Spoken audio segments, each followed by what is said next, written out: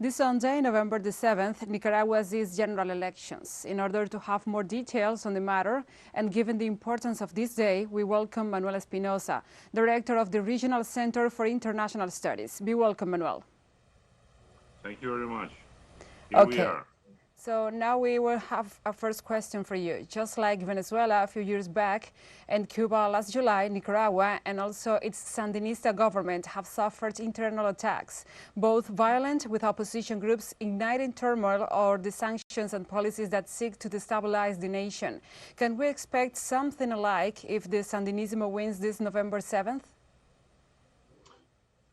Well, you know, as a matter of fact, yes, we have to expect this because for decades we are fighting with the United States intervention policy.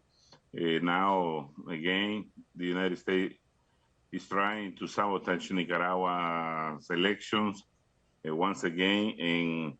And by experience, we know that they will always try to apply this kind of tactics of strategic regimes and so on. They won't stop.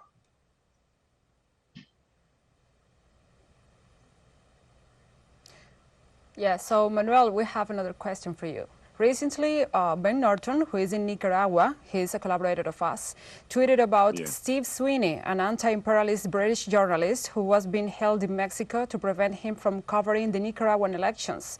Also, the censorship of several Nicaragua's institutions and officials in Twitter and YouTube accounts has happened recently. So what we can expect today and in the upcoming days from the media war on Nicaragua? You know, the elections are being held in a pacific way. Everyone is going to vote to have this right, and of course, United States media won't say that. They will say all the contrary, and that's why we have invited a lot of observers to Nicaragua, and we don't expect any kind of change in the media conduct of the United States media.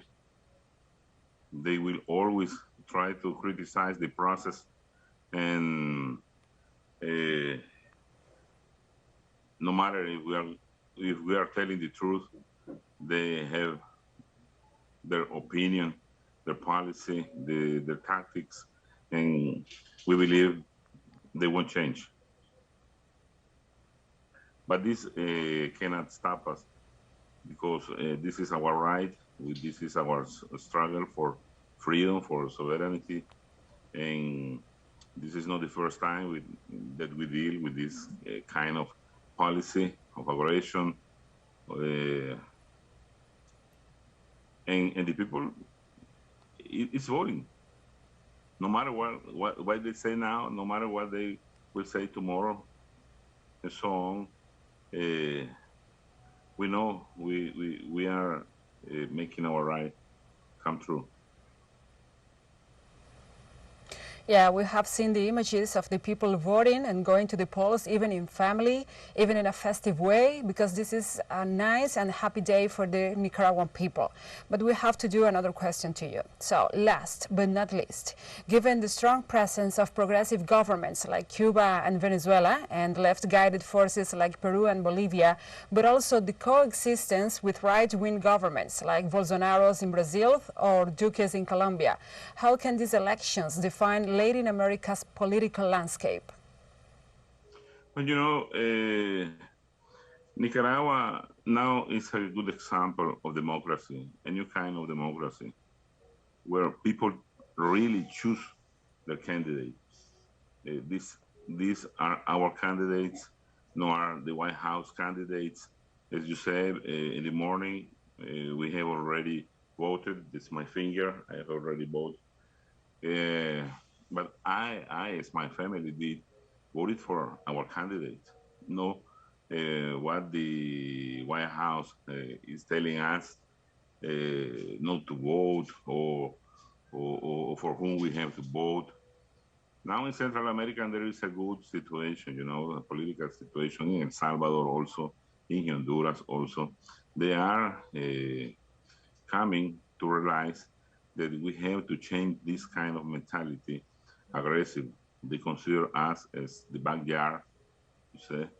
And in a lot of countries in South America, like in Ecuador, Bolivia, Venezuela, in the Caribbean, Cuba, are realizing that this kind of manipulation, that political intervention must be changed one for all. And we, Nicaraguan people, are again making in a hard way, because it's very hard. It's a strong struggle against imperialism, but at the end, we always win.